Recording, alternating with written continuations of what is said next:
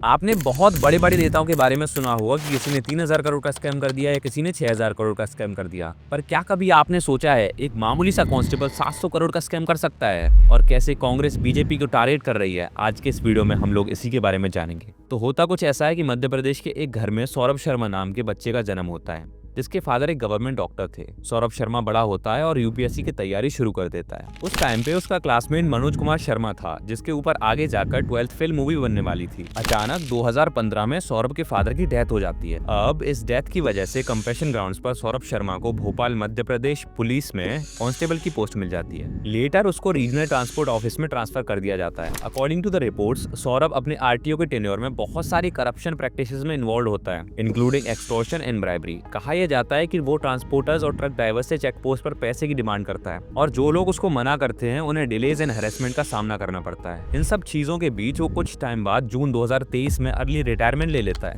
इन 8 सालों में सौरभ शर्मा ने बहुत सारी इलीगल प्रॉपर्टीज अपनी फैमिली मेंबर्स और अपने फ्रेंड्स के नाम पे खरीद ली, जो कि अप्रोक्सीमेटली 25 करोड़ की थी। कुछ टाइम बाद उसने अपना बिजनेस स्टार्ट किया, जिसमें 2 की बिजनेस पार्टनर शरद जायसवाल और चेतन सिंह गौड़ थे। बाय द वे, ये दोनों नाम याद रखना, क्योंकि आगे जाकर स्टोरी में इन दोनों के अराउंड ही बहुत बड़ा टर्न आने वाला है। सौरभ के कांस्टेबल की पोस्ट से रिजाइन के कुछ महीने बाद ही लग्जरी कार्स जैसे टॉप एंड मर्सिडीज एंड बीएमवी मॉडल्स ओन करने लगा। वो एक फॉर्मर कांस्टेबल नहीं रहा, वो एक मल्टी मिलियन बिजनेसमैन बन गया। इन सब बातों की वजह से उसके नेबर्स को सौरभ की अनबिलीवेबल ग्रोथ पर शक होने लगा कि कुछ समय पहले ही तो वो एक नॉर्मल कांस्टेबल था, उसने अचानक से रातों रात करोड़ों की वेल्थ कैसे बना ली। 18 दिसंबर 2024 को सौरभ के ऊपर अपनी इनकम से अधिक संपत्ति के मामले में लोकायुक्त के द्वारा एक एफआईआर रजिस्टर होती है। पर ये लोकायुक्त होती क्या है? लोकायुक्त एक ऐसी गवर्नमेंट बॉडी होती है जो पब्लिक सर्वेंट्स के अगेंस्ट में आई हुई कंप्लेंट्स को इन्वेस्टिगेट करती है और उनके ऊपर रेकमेंडेड एक्शंस लेती है। लोकायुक्त का एम पब्लिक एडमिनिस्ट्रेशन का स्टैंडर्ड इंप्रूव करना और स्टेट में गुड गवर्नेंस इंश्योर करना है। लोकायुक्त गवर्नमेंट कंट्रोल से इंडिपेंडेंट होती है और ये गवर्नर ऑफ द स्टेट को डायरेक्ट रिपोर्ट करती है।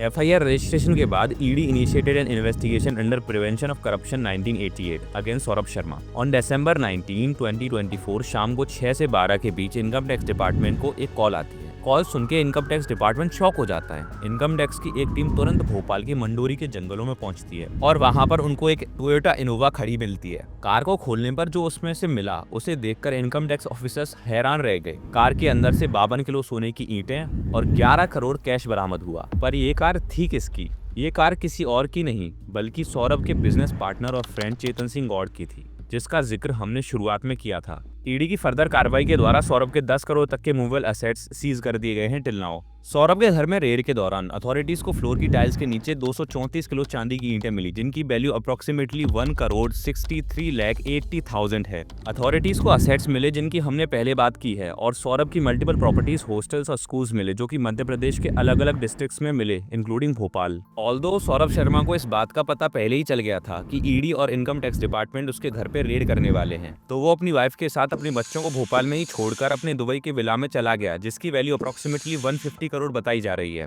इस बात का ईडी को तब पता चला जब एक पोस्टमैन सौरभ और उसकी वाइफ के पासपोर्ट उसके घर पे डिलीवर करने आया। सौरभ शर्मा और उसकी वाइफ दिव्या को ईडी 41 दिनों तक ढूंढती रही, पर वो उन्हें नहीं ढूंढ पाए। आखिरकार सौरभ खुद अपने लॉयर के साथ कोर्ट में सरेंडर करने पहुंचा ही था कि उसे कोर्ट के अंदर जाने से पहले ही पुलिस ने अरेस्ट कर लिया। सौरभ के घर से जो डायरी मिली है, उस डायरी में आरटीओ चेकपोस्ट से मिलने वाली ब्लैक मनी का 5 महीने का हिसाब था। इस डायरी में अप्रोक्सीमेटली 5 करोड़ का हिसाब है, मतलब हर महीने 10 करोड़। आप ये सोचो कि एक आदमी तो इतना बड़ा नेक्सस खुद नहीं चला सकता, ये पूरा एक नेटवर्क है। सौरभ 81 महीनों तक ये स्कैम करता रहा और ये अनुमान लगाया जा रहा है कि उसने लगभग 800 करोड़ रुपए की कमाई करी। डायरी में किसी का नाम तो नहीं है, पर चेकपोस्ट से कितना कितना पैसा आता था वो लिखा है। सेंधवा चेकपोस्ट से सबसे ज्यादा 40 करोड़ रुपए की कमाई होती थी।